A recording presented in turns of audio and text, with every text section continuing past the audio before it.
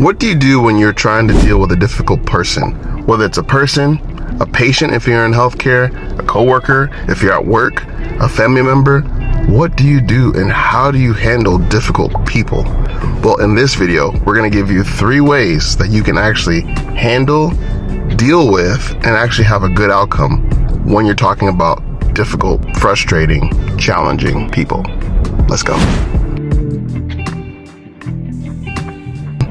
When you're dealing with a difficult person or patient or coworker or family member, here's one word that you need to remember. It's the word empathy. Now, what does empathy even mean? If someone's mean to me or they're being just rude for no reason, how can I empathize with that person? Well, let's think about a time. Maybe you had a rough day.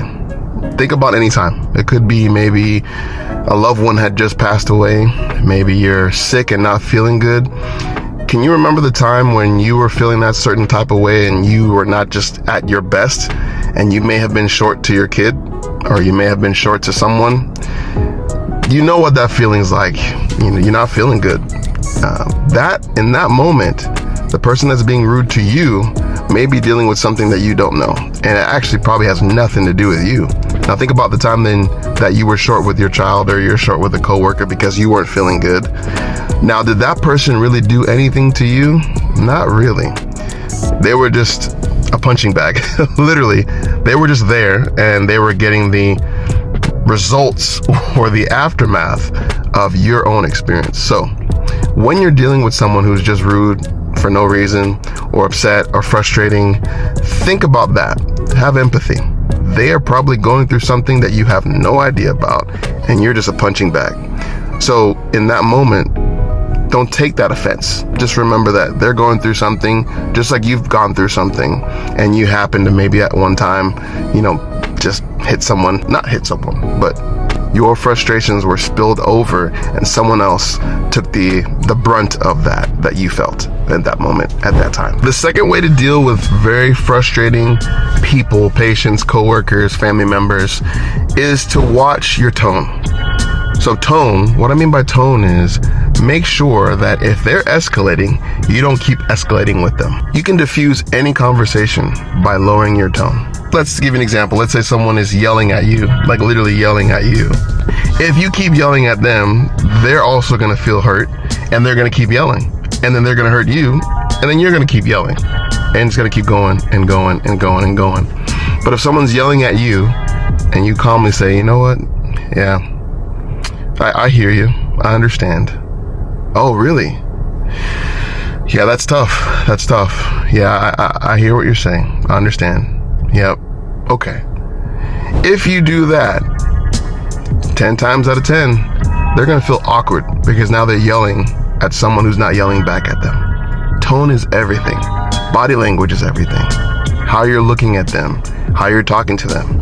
Making sure that if they're yelling at you, like we talked about before with empathy, don't take an offense. They're dealing with something and they're trying to process it. Unfortunately, they're processing it in a way that's not professional, not polite, probably not the way that you may do it, but you are in control of your reactions and your responses, not theirs. Tone is one of the best ways to handle frustrating, rude, obnoxious people. Last one, when you're thinking about the 3 ways and how to deal with difficult, frustrating people, is listen.